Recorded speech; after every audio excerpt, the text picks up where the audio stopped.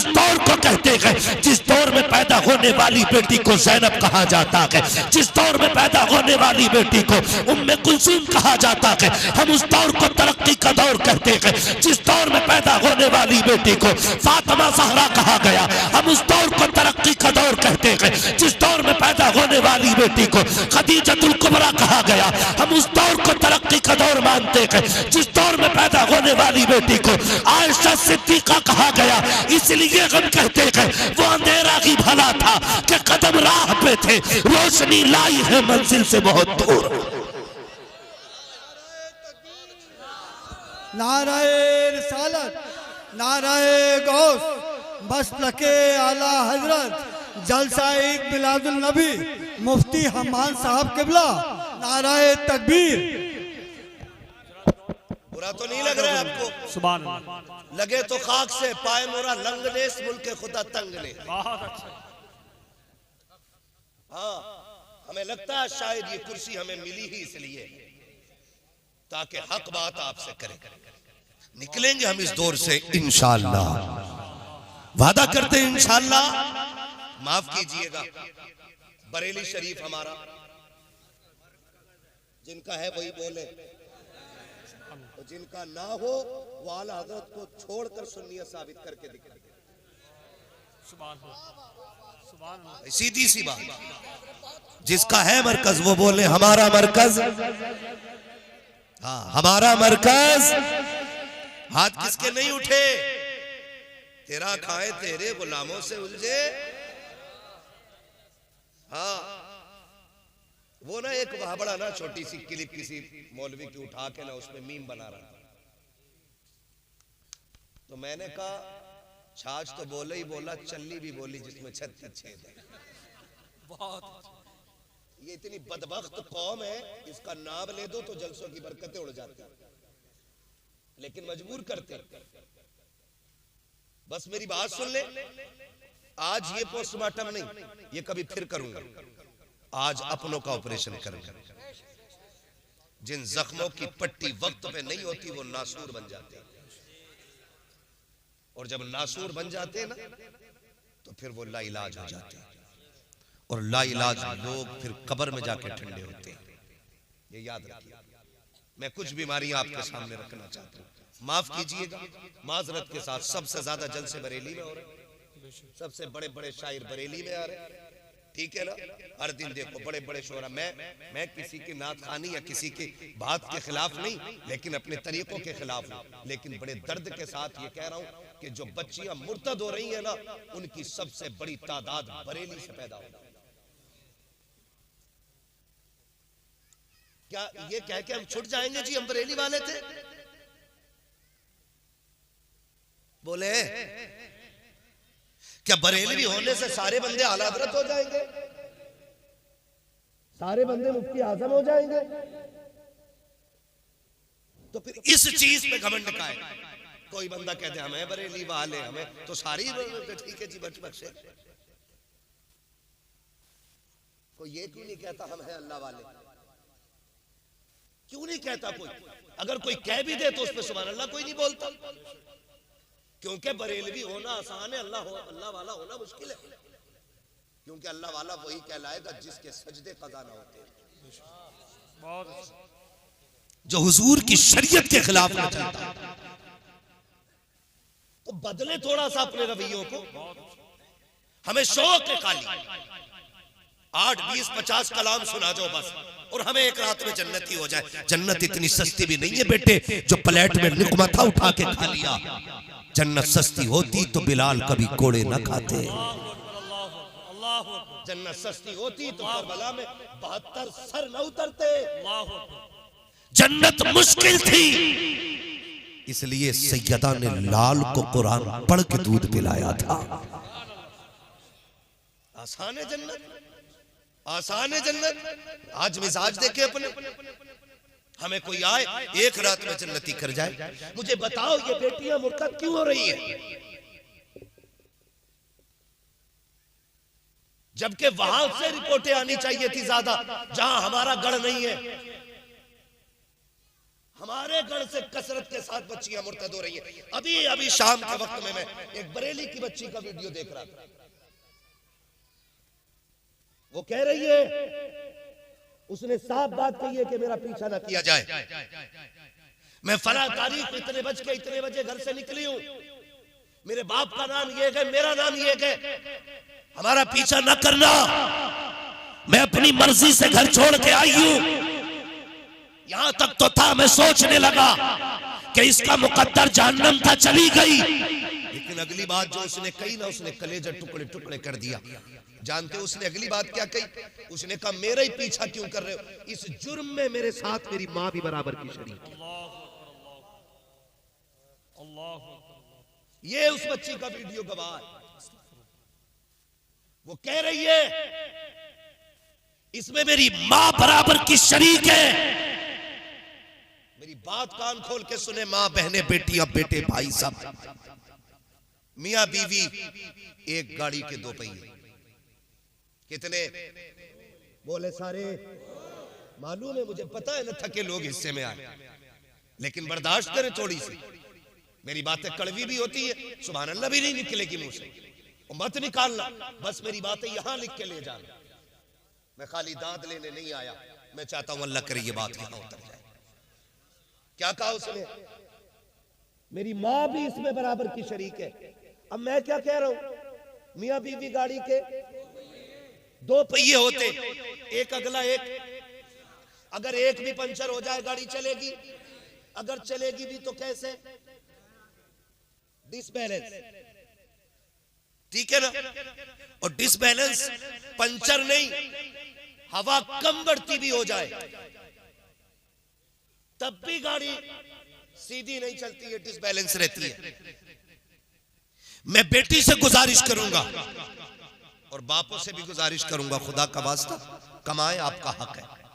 मजदूरी करें, मेहनत करें, आपका हक है।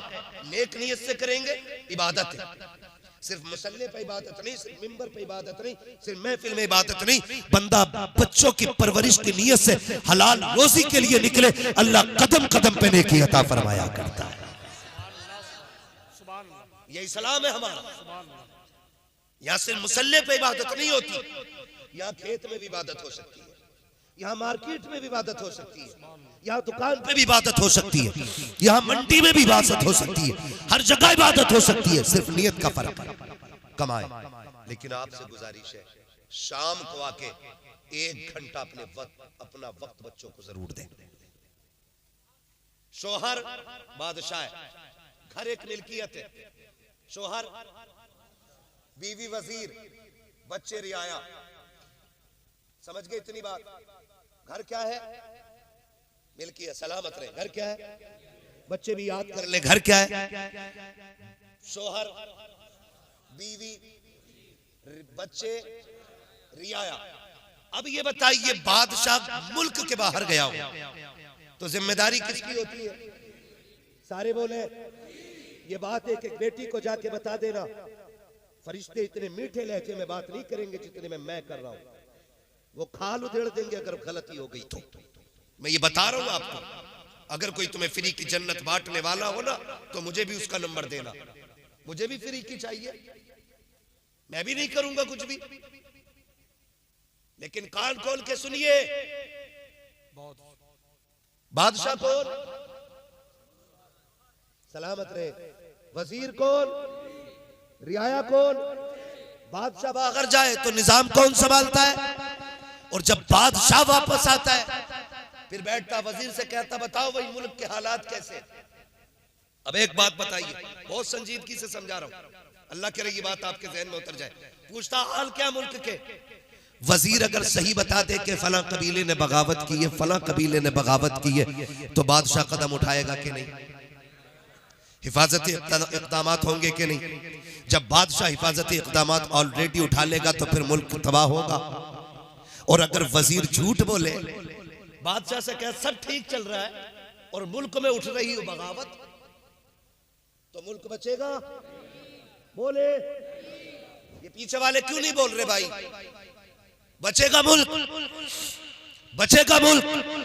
तो मेरी बेटी मेरी बहन कान खोल के सुन ले, जब शोहर घर से कमाने के लिए निकलता है, सुबह उठ के आंखें मसलता हुआ, कोई हाथ में खाली थैला लेके जाता है, कोई मंडी को टिफिन लेके जाता है, मगर खुदा की कसम पूरी सल्तनत तेरे हवाले करके जा रहा है। कोई कह के जा रहा है बेटी की आबरू तेरे हवाले है, बेटे का नक्शे कदम तेरे हवाले है, मैं 12 घंटे के बाद लौट के आऊंगा, मेरे सल्तनत के एक कोने की हिफाजत करनी है। फिर बेटी बीवी की जिम्मेदारी बनती थी कि वो बच्चों का ख्याल करती, बेटी के एक एक लम्हे पे नजर रखती। कितनी बदबख्त है वो बीवियां जो बच्चियों के गलत कारनामों को शोहर पे छुपाती रहती है, फिर कहती हाय मुझे पता नहीं था। मैं पूरी गारंटी के साथ कहता हूँ बेटी का कदम सही गया गलत ये हो ही नहीं सकता कि माँ को खबर ना हो।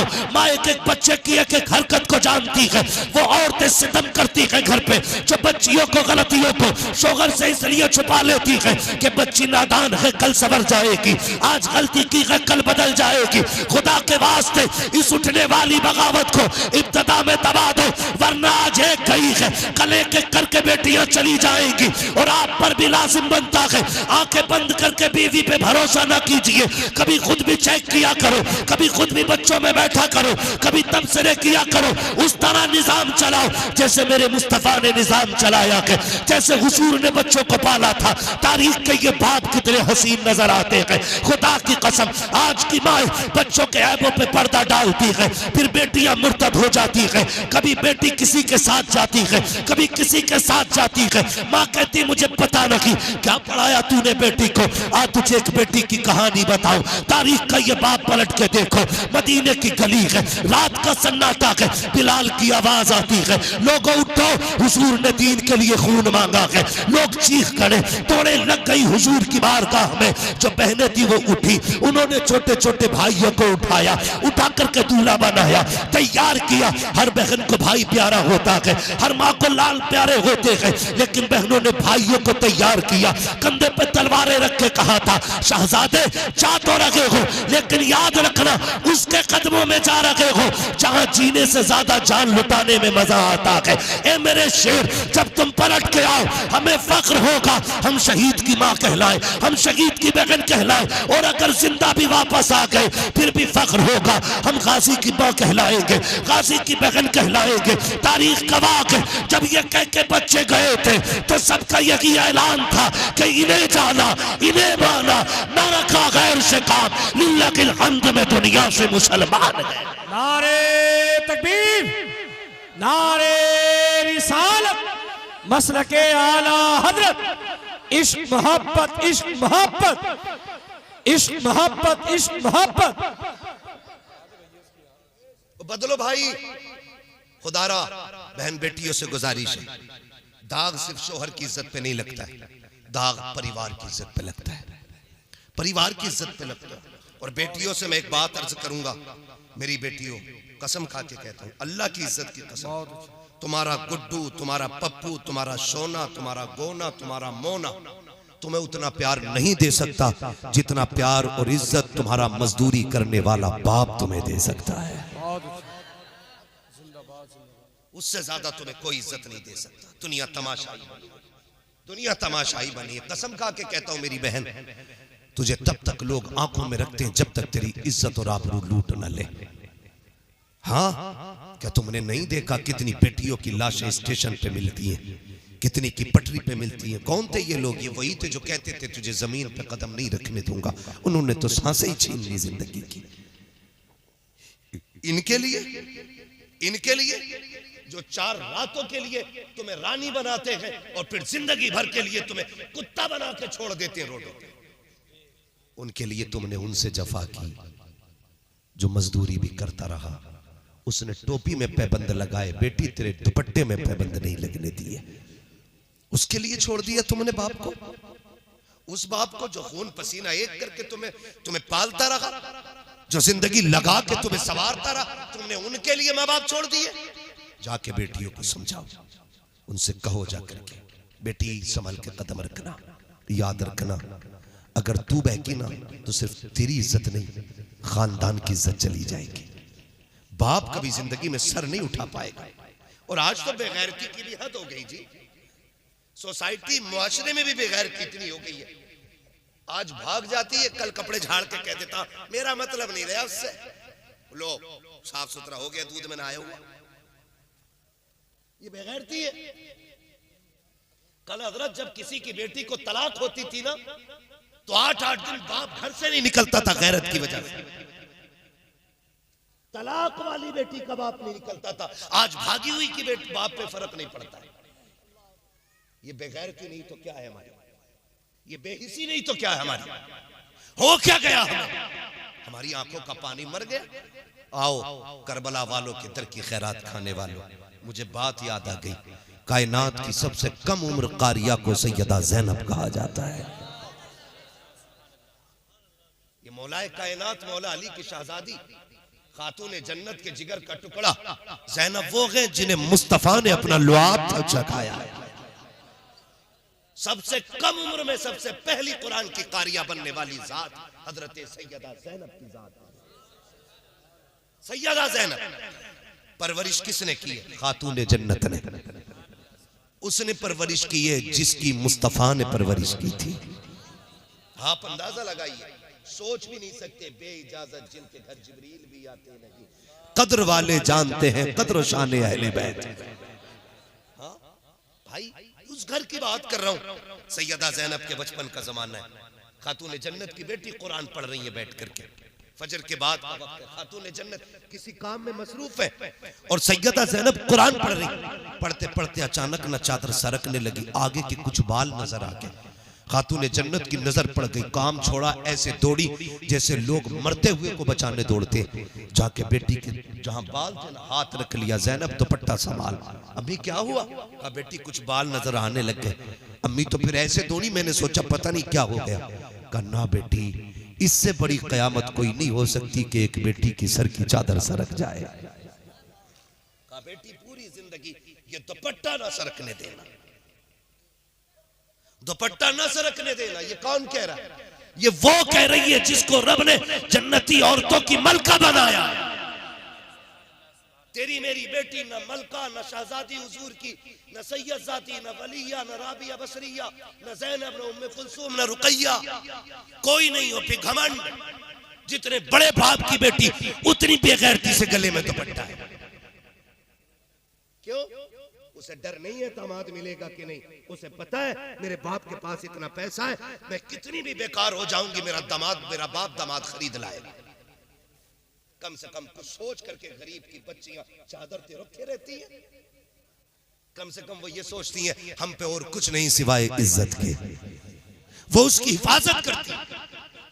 गलत नहीं कह रहा हूं, आप बुरा मत मानिए, ये कड़वी सच्चाई है। मेरा दिल जल रहा है अंदर से जो बातें कह रहा हूं, दिल जल रहा है। जितने अमीरों की शादी जाके देखो, जाना होता दावतें हमें भी दे देते लोग, वहां जाके देखो तो कुत्ता तरीका होता खाना खिलाने का, गधों की तरह खाना खा रहे चाहिए, सुन्नत का तरीका ही खत्म। और फिर हम सबसे बड़े मसला के आला हज़रत वाले, जब हम खड़े होकर कुत्तों की तरह खाना खाते तब मसला के आला हज़रत की तरह। जब बेटियां मर्दों के साथ मैरिज हाल में बैठी होती हैं तब मसला के आला हजरत किधर होता है? क्या सिर्फ नारे का नाम मसला के आला हजरत है? जानते हो सरकार मुफ्ती आजम हिंद, मुफ्ती आजम आलम इस्लाम, आपने जाना उन्हें? नहीं जाना ना, मैं बताऊं। आपके घर में किसी की शादी थी, फंक्शन था हजरत के घर में ना, 3 दिन तक खाना चलता रहा। कितने दिन तक? 3 दिन तक आम लंगर चलता रहा, लेकिन खड़ा करके किसी को नहीं खिलाया जा रहा था, हुजूर की सुन्नत के मुताबिक बैठा के खिलाया जा रहा था। 3 दिन तक खाना चलता रहा। किसी ने आके सरकार मुफ्ती आजम की अम्मी से कहा, बड़ी भी जरा बता तो करो मुस्तफा रजा ने भी खाया कि नहीं खाया? माती ख्याल आ गया, वो मेरे बगैर किसी से खाना नहीं मांगता है। कहा जा बेटी दौड़ के जा, पूछ जाके मुस्तफा रजा से खाना खाया कि नहीं। कोई आई घर की खातून, कहा शहजादे तुमने खाया कि नहीं खाया, कहा नहीं। कहा कब से, कहा 3 दिन से। कहा क्यों नहीं खाया, कि माँ को फुर्सत न मिली, मैंने मांगा नहीं था। कहा शहजादे मांग लिया होता, घर तो अपना था। कहते मैंने हुजूर की हदीस पढ़ी है, आका ने कभी अपने लिए किसी से सवाल नहीं किया था। मुस्तफा रजा भी ये चाहता है कि अपने लिए सवाल ना करे, ताकि आका की इस सुन्नत पे भी अमल हो जाए। जब उन्होंने इस तरह सुन्नतों पे अमल किया है, अल्लाह ने उनको विलायत का ताजदार बना डाला। हम सुन्नत का गला घोट के मसलक के आला हज़रत के ठेकेदार, क्या जवाब दोगे आला हज़रत को, बताओ। पूछेंगे मुफ्ती आजम, बताओ मेरे घर की तो बेटियां भी बिना वजू के खाना नहीं बनाती थी, तेरी बेटी बगैर पर्दे के गैर महरम के साथ महल में कैसे आ गई? होगा कोई जवाब? हो तो जाओ नंगी नचाओ बेटियों को, कोई रोकने वाला नहीं। और ना हो तो फिर तैयारी करो, फिर तैयारी करो। शर्म आती है हमारी बेटियों के सरों से दुपट्टे उतर के फैशन के नाम पे दुपट्टे उतरे, सूट महंगे महंगे आ गए। हम भी गए थे मार्केट में कपड़ा लेने, यकीन करें कोई सूट ऐसा देने तैयार नहीं था जिसकी आस्तीन में जाली की बजाय कपड़ा हो, सब में मच्छरदानी लगी। हमने कहा कपड़ा, कह रहा नहीं मौलाना यही फैशन चल रहा अब तो। मैंने कहा कोई ऐसा भी सूट आया जिसमें ना होगा ना, फिर तो थान से कटवा लो। मैं पूछना चाहता हूं, हम मुसलमान हैं। डॉक्टर इकबाल ने कहा था यूं तो सैयद भी हो, मिर्जा भी हो, अफगान भी हो, तुम सभी कुछ हो, बताओ कि मुसलमान भी हो। हम ये सोच के क्यों मार्केट में माल भर रहे हैं कि फैशन क्या है? हम ये क्यों नहीं सोचते कि हुजूर की सुन्नत क्या है? बताइए कौन इतना मोहतात होगा, कौन झगड़ा करके किसी से जाली की जगह कपड़ा लगवाएगा? कहना मौलाना मजबूरी है साहब, अब तो यही है।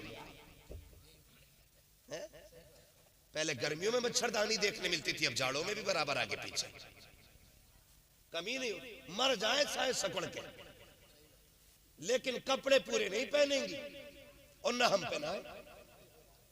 क्यों? अगर कोई शरीफ जादी सादे कपड़े पहन ले तो बिगड़े हुए बाप की नालायक बेटियां उसे देख के ठट्टे उड़ा के कहती है पुराने दौर में जी रही है, पुराने दौर में जी रही है, पढ़ा हुए ना दिखे, पढ़ी हुई नहीं, स्कूल नहीं गई होगी, यही रही होगी, 4-5 मदरसों में चक्कर काटा हो। ये कह के जलील करती है मेरी कौम की बेटियों। तुम्हें क्या पता है आज जिस पे हंस रही हो, जिसके हया वाले लिबास पे तुम्हें हंसी आ रही है ना, मरने के बाद अल्लाह एक एक दांत तोड़ेगा और कोई बचाने वाला नसीब नहीं होगा। आज जिसके शराफत के लिबास पे ठट्टे उड़ा रही हो, कल जब फरिश्ते इसी के एहतराम में आएंगे और इसी की इज्जतों की चादरें उड़ाई जाएंगी, इसी को इज्जतों के ताज पहनाए जाएंगे, तब तुम्हें पता चलेगा कि पुरानी सोच किसकी थी, उम्दा सोच किसकी थी, घटिया सोच किसकी थी, बेहतर सोच किसकी थी। खुदा के वास्ते मजाक ना उड़ाना, पूरी दुनिया में ऐलान करके बता दो फैशन कुछ भी हो, हमारी बेटियों को वो लिबास पसंद होगा जो खुदा की भी पसंद होगा, मुस्तफा की भी पसंद। करेंगे इंशाअल्लाह ऐसा। सबसे पहला काम करो, लिबास पे पाबंदी लगाओ। और ये मत सोचिए बरेली से शुरू होगा काम तो हम करेंगे। मैं कहता हूं खुद ऐसे हो जाओ। डॉक्टर इकबाल ने कहा था खुद ही को कर बुलंद इतना कि हर तकदीर से पहले खुदा बंदे से खुद पूछे बता तेरी रजा क्या है। जरूरी तो नहीं है यार कि फला शहर से शुरू होगा, फला लोग करेंगे तो हम, अभी तो वो कर ही नहीं रहे ना। मैं कहता हूं क्या नाम है इस गांव का, शिकारपुर चौधरी वालों, इब्तिदा तुम कर दो, ऐलान कर दो आज के बाद किसी की बेटी ऐसा लिबास नहीं पहनेगी जिसमें जिस्म का पर्दा ना हो। ऐलान कर दो, खुदा की कसम इब्तिदा तुम करोगे, यह हवा पूरे हिंदुस्तान में चलती नजर आएगी। ये आपकी जिम्मेदारी बनती है। जलसा भले 5 साल में एक करना, लेकिन अमल एक पे करना शुरू कर दो, लाजिम कर दो। और अगर कोई ये कहे कौन बांधे बिल्ली के गले में घंटी, ये करोगे ना फिर काम नहीं होगा। अगर ये मुश्किल है तो फिर एक काम करें, कोई ऐसा है जो इस महफिल में बेगैरत बैठा हो? सारे गैरत वाले भाई है ना? जितने गैरत वाले हाथ उठा के बताएं जरा। सलामत रहे, सलामत रहे, अल्लाह गैरतें बरकरार रखे। हर भाई ये फैसला कर ले कि मैं अपनी बहन को बेगैरती वाले कपड़े नहीं पहनने दूंगा। अगर फिर भी किसी की पहनती है तो समझ लेना रगों में लहू गैरत वाला नहीं, बेगैरती वाला है। ये फैसला करना पड़ेगा और जल्दी ही करना पड़ेगा। अगर नहीं करोगे तो फिर हमारी तबाही से हमें कोई बचा नहीं सकता है। करेंगे इंशाल्लाह, इस पे अमल करेंगे इंशाल्लाह। मैं बताऊं ईमान किसे कहते हैं? मरना एक दिन, बेटों को भी मरना और बेटियों को भी मरना है।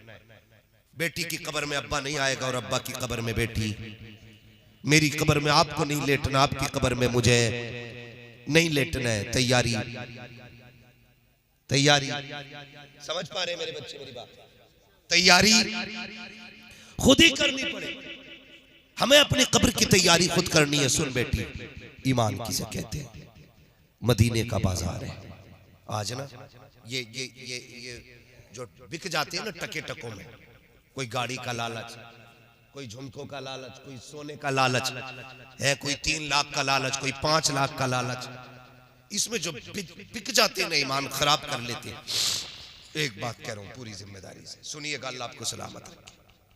बहुत गौर से, मदीने का बाजार है, यहूदियों की मार्केट है। खरीदारी के लिए सिर्फ एक मुसलमान है। उसी बाजार के किसी कोने में सोना खरीदने के लिए एक बच्ची आई हुई है और बच्ची ने कलमा मदीने वाले का पढ़ा है। हमें फख्र है, रब ने हमें मुसलमान बनाया है। फख्र है कि हम मुसलमान हैं। बरेली से आवाज आती है, अपने महबूब की उम्मत में बनाया मुझको, शुक्र किस तरह करूं मालिको मौला तेरा। दिला बस खौफ से पत्ता सा उड़ा जाता है, पल्ला हल्का ही सही भारी है भरोसा तेरा। शुक्र है रब ने हमें मुसलमान, थके तो नहीं ना? जो नहीं थके वो बोले हमें मुसलमान बनाया है। हमें इस बात पर फख्र है। बच्ची हुजूर का कलमा पढ़ती है। एक यहूदी की दुकान में चली गई, उसने कहा कि मुझे जेवर चाहिए। सुने बहुत गौर से, बच्ची ने कहा जेवर चाहिए। दुकानदार ने सोना निकाला दिखाने के लिए कुछ जेवर। बच्ची ने जब नकाब से हाथ निकाला ना, हाथ देख के ना उसकी नीयत बहक गई। उसने सारा जेवर सामने डाल दिया, का जो पसंद करना है कर ले। उसने जो लेना था लिया, कीमत पूछी।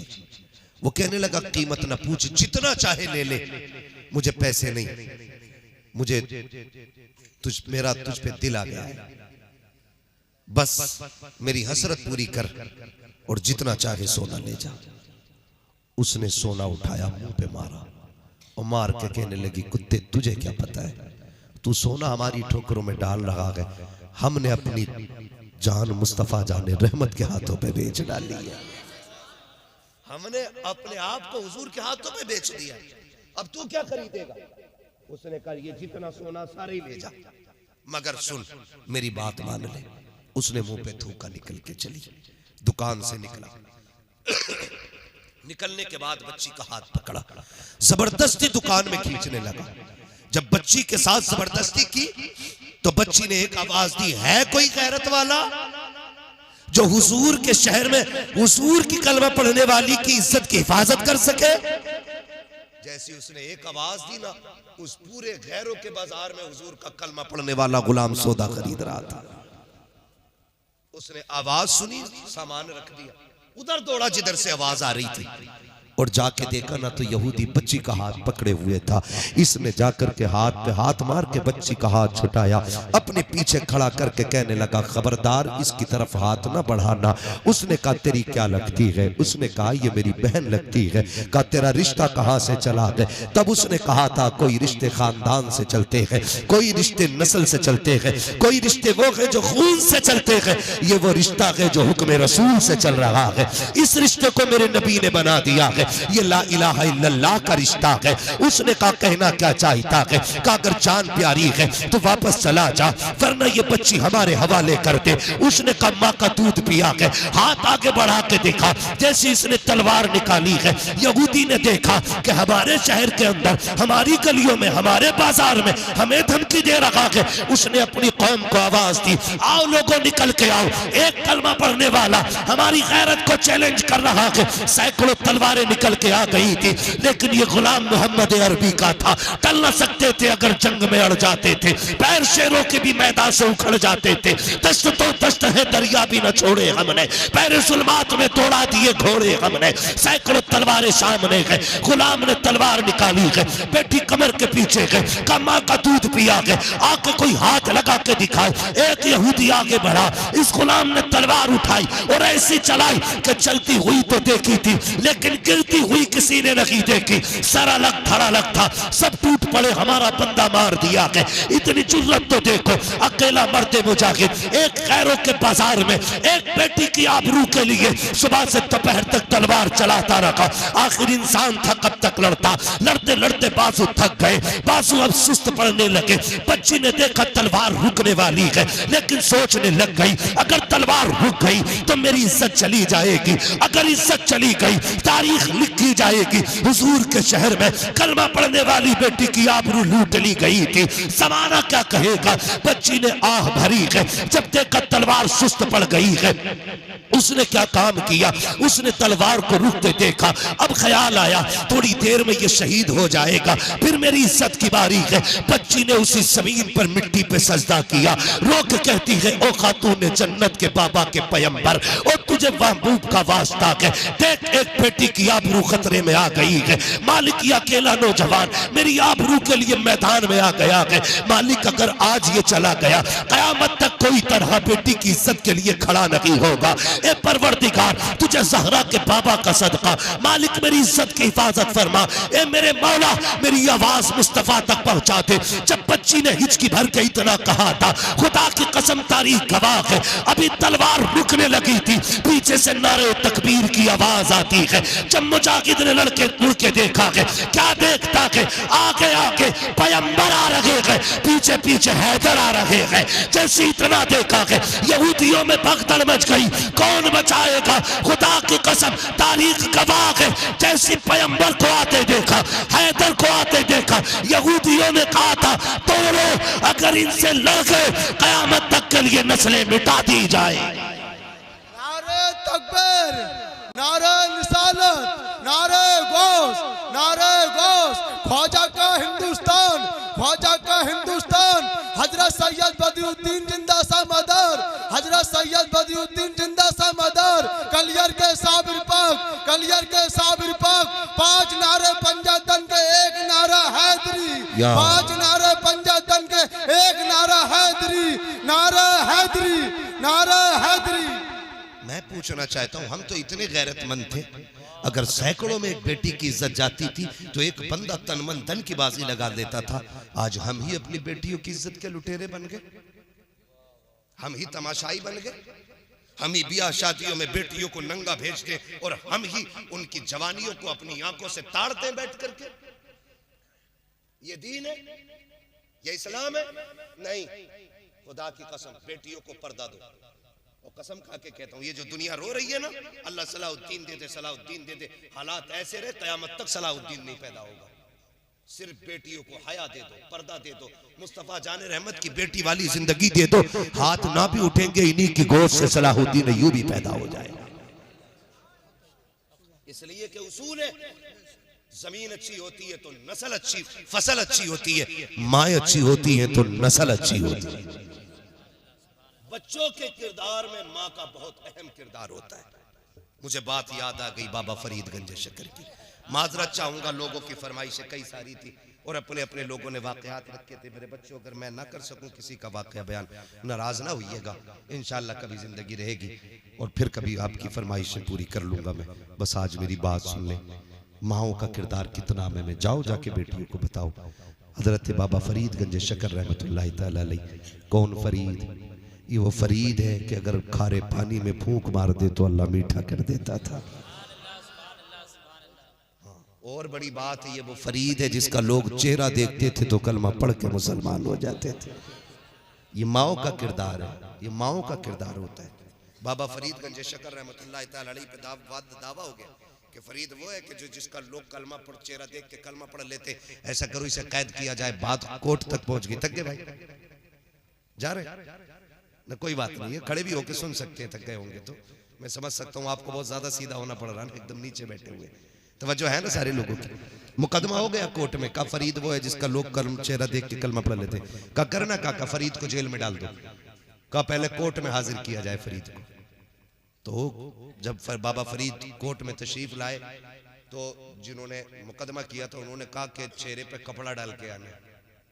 तो बाबा फरीद चेहरे पे कपड़ा डाल के आए। जज ने कहा मैं कैसे मान लूं कि कोई देख के किसी को किसी का धर्म पर कबूल कर लेगा? मैं जरा देखूं तो सही चेहरा कैसा है। जो सामने लोग खड़े थे कहा मेहरबानी कर ना उठवा कपड़ा, वरना फैसला ही नहीं, कोर्ट ही बदल जाएगा। उसने कहा जी तुम्हारी कैसे मान लूं, अहमक लोग हो, चेहरे देख के भी कोई धर्म बदल लेता है। उसने कहा ठीक है भाई उठाओ कपड़ा। जब फरीद ने चेहरे से नकाब पलटा फिर जज भी कह रहा था ला इलाहा इल्लल्लाह मुहम्मद। हेले जी बात ही खत्म हो गई, क्योंकि वो भी कलमा पढ़ के मुसलमान हो गए।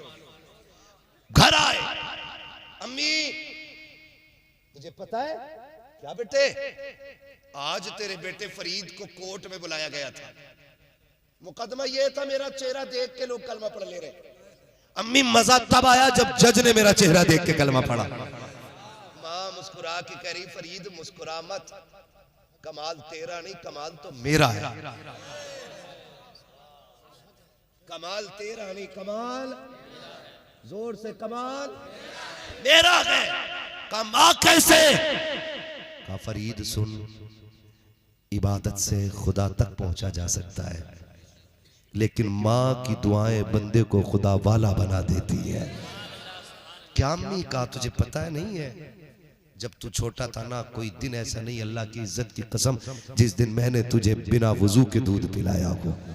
कोई रात ऐसी नहीं गुजरी फरीद जिस दिन तेरी माँ सजदे में आके तहज्जुद के वक्त में ये ना कहती हो अल्लाह मेरे लाल को ऐसा बना देना जो इसे देखे वो तेरा कलमा पढ़ने लग जाए। लोग बात करते हुज्जतुल इस्लाम की, लोग उन्हें देखते थे कलमा पढ़ के मुसलमान होते थे। मैं तो कहता हूँ अल्लाह उनकी माँ की कब्र पे रहमत नाजिल करे। अगर माँ अच्छी ना होती तो बेटा कभी हुज्जतुल इस्लाम ना होता। इसलिए मेरे अजीज माएँ अच्छी होंगी तो फिर नस्ल अच्छी हो जाएगी। समझ रहे मेरी? माओ को बेहतर करना एक जरूरी बात नौजवानों से भी कर जाओ। आज मैंने सिर्फ पर्दे और एहतियात पे बात की है। शादियों को इतनी मोहताज बना दो, जरूरी नहीं है ये जाके खाएंगे तभी वलीमा पूरा होगा है। ये बताओ, ये नहीं जाएंगी तो शादी नहीं होगी। दावत भी है तो घर भिजवा के खिलवा दो, या अगर खिला भी रहे पर्दे के साथ बुला, पर्दे के साथ बैठा। ये कौन सी गैरत हो गई, बिना पर्दे आ गई क्या मुखिया के बेटे का वलीमा। आग लगे ऐसे वलीमों में जहां 1000 बेटियों की इज्जतें उछाली जाती है। नहीं चाहिए ऐसा वलीमा जहां इज्जतें महफूज ना। वलीमा वो करो जिसमें सवाब भी रह जाए और इज्जतें भी बाकी रह जाए, है ना। हुजूर ने फरमाया सबसे बुरी दावत है उस वलीमे की जिस वलीमे में गरीब ना, बुरा खाना जिसमें गरीब ना। आज गरीब की दावत नहीं, सारे अमीरों की दावत होती है। क्यों? जिनने बकरा खिलाया वही बकरा खाने आएगा, जिनने मुर्गा खिलाया वही मुर्गा खाने आएगा, जिसने बेचारे ने नहीं खिलाया वो गरीब तो आएगा ही। तो ये कंडीशन से मेरे अजीज वलीमे ऐसे कर लो कि जिससे खुदा भी राजी हो जाए और मुस्तफ़ा भी राजी हो जाए। नौजवानों से आखिरी बात कर जाऊं, सुन लेंगे ना भी सुनेंगे तो थोप के जाऊंगा, क्योंकि लाजिम है मुझ पे आपसे चंद बातें कर जाऊं। मुझे एक बात बताओ, बुरा ना मानना, कड़वी बातें, कभी आईने के आगे खड़ा होना और इतना आईना हो कि सर से लेकर पैर तक तुम्हें दिखाए, फिर अपने ऊपर सर से लेकर पैर तक नजर डालना, फिर देखना तेरा कितना जाहिर हुजूर की पसंद के मुताबिक है और कितना हुजूर की पसंद के खिलाफ है। बस इतना देखना। हुजूर हमारी कब्र में आएंगे, यह हम अहले सुन्नत का अकीदा है। आला हज़रत क्या फरमाते हैं, कब्र में लहराएंगे ता हश्र चश्मे नूर के, जलवा फरमा होगी जब तलात रसूलुल्लाह की। है कि नहीं? हुजूर हमारी कब्र में तशरीफ लाएंगे। बोले इंशाअल्लाह, सारे बोले इंशाअल्लाह। अरे कोई वहां भी तो नहीं बैठा है? अरे ना चचा आ जा दाएं बाएं से, बैठा भी हो तो भगाना मत, यहाँ 2 नंबर का माली नहीं, यहाँ सारा ही 1 नंबर का। बातें सुन, जलसा खत्म होने से पहले वहाबी को भी कहना पड़ेगा मैं मुजरिम हुआ का मुझे साथ ले लो, कि रस्ते में है जा बजा थाने वाले। मसला के आला हजरत ऐसा है ही नहीं जो कोई उंगली रख सके। वो तो कुछ जाहिल, कुछ गवारों, कुछ बदतमीजों की वजह से बदनाम हो गया। सही बता रहा हूं हजरत ही, कुछ गवारों की वजह से, अंधभक्तों की वजह से बदनाम है मसला के आला। उधरी नहीं है अंधभक्त। हाँ, पीड़ देखा, सजदे में गिर गए उसके आगे। सजदा किसके लिए? सारे बोले किसके लिए? किसके लिए? सिर्फ अल्लाह के। महबूब क्या कहते हैं? आका फरमाते अगर खुदा के अलावा किसी को सजदे की इजाजत होती, यहाँ पीर का जिक्र नहीं, अबू बकर का जिक्र नहीं, अपना जिक्र नहीं, उमर का जिक्र नहीं, अहले बैत का जिक्र नहीं, आका कहते हैं अगर खुदा के बाद किसी को सजदे की इजाजत होती तो मैं औरतों को हुक्म देता कि वो शोहर को सजदा किया।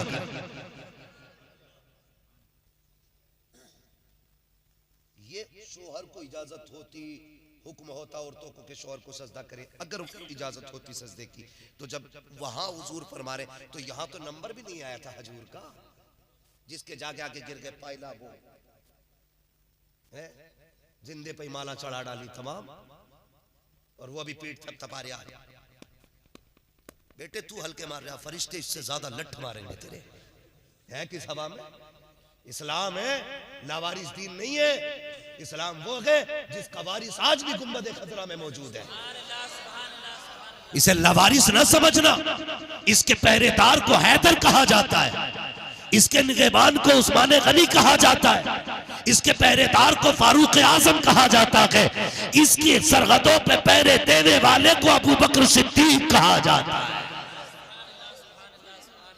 ये लावारिस नहीं है, तेरे जैसा लुटिया चोर लूट के चला जाएगा इस्लाम। जब इस्लाम में सजदा नहीं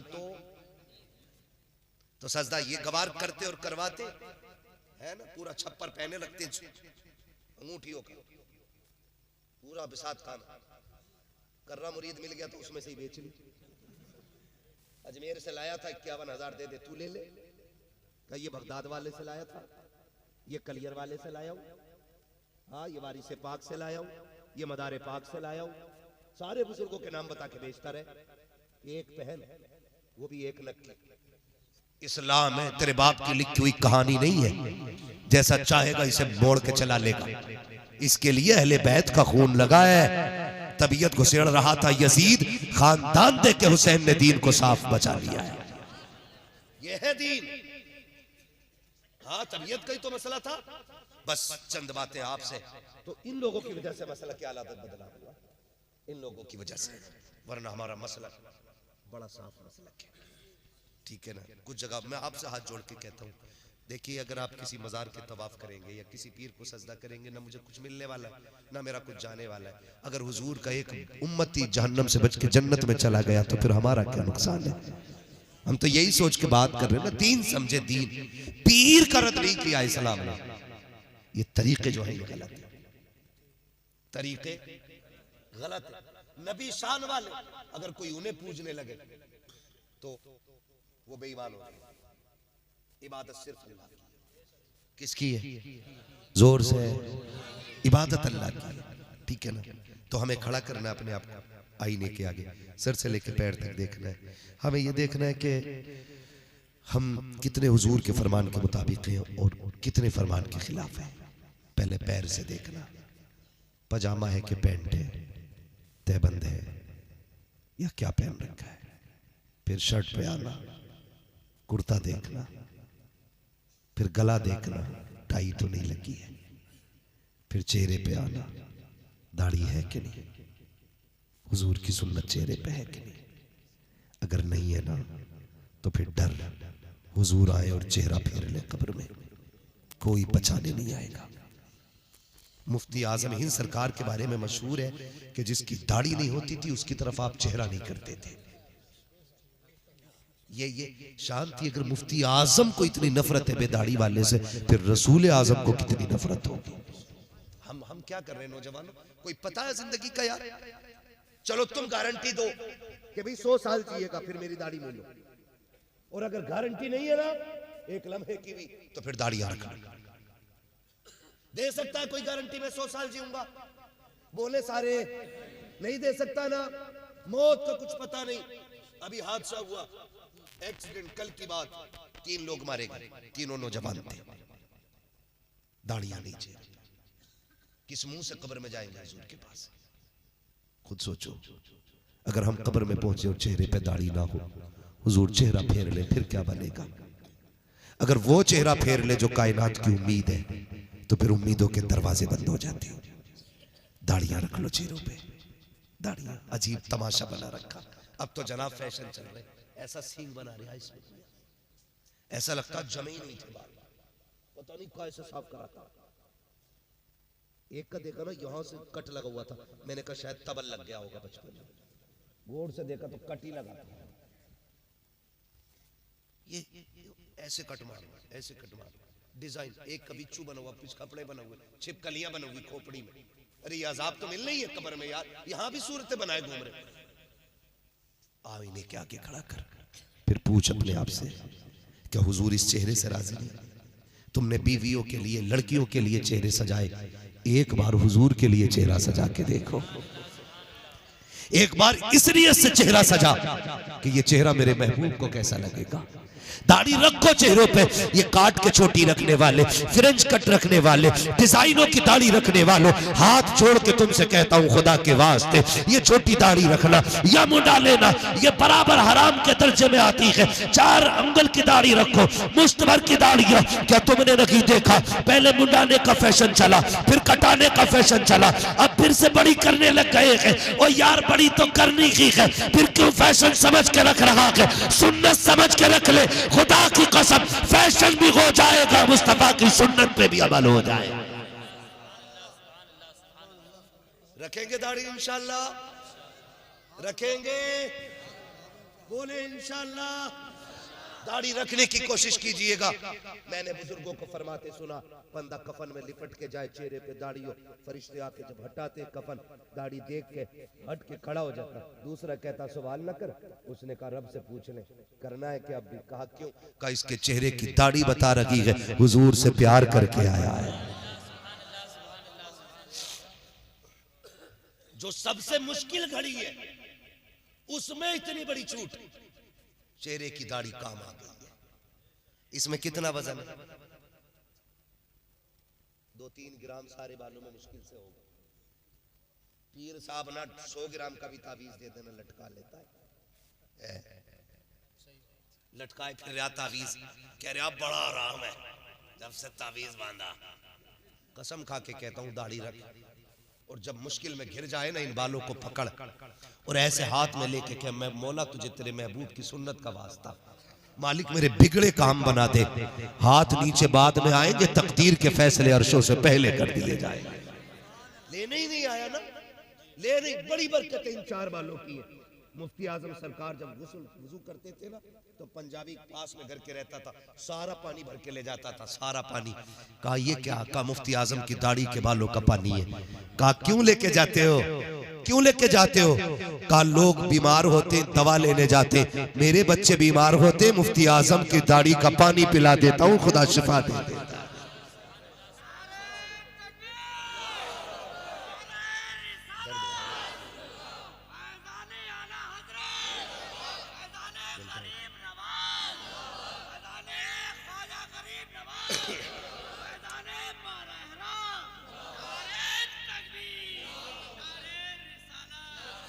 रख लो नौजवान दाढ़ी, कोई ज्यादा बोझ नहीं है, और मौत कोई दूर नहीं है। कब्रिस्तान बहुत करीब है, मौत सर पे खड़ी है। दाढ़ी के चंद बाल रख लो। मेरे लिए नहीं, इनके लिए नहीं, इनके लिए नहीं। रात को लेटना ना। मुझसे लोग कहते हैं हाथ उठवा लो, मैं नहीं उठवाता। मैं कहता हूँ हमारे सामने उठे तो क्या उठे, काश कभी ऐसा हो रात को 3 बजे तेरी आंख खुले और तेरा दिल मदीने वाले से लग जाए, उठ के मुसल्ले पे आए कि महबूब आज से तेरे लिए दाढ़ी रखूंगा। वो वादा जो होगा ना, देखना खुदा की कसम दिल बदल देगा, और दिल नहीं दुनिया बदल डालेगा। फिर तुझे लगेगा हुजूर ने तेरे लिए हाथ उठा के दुआ कर दी है।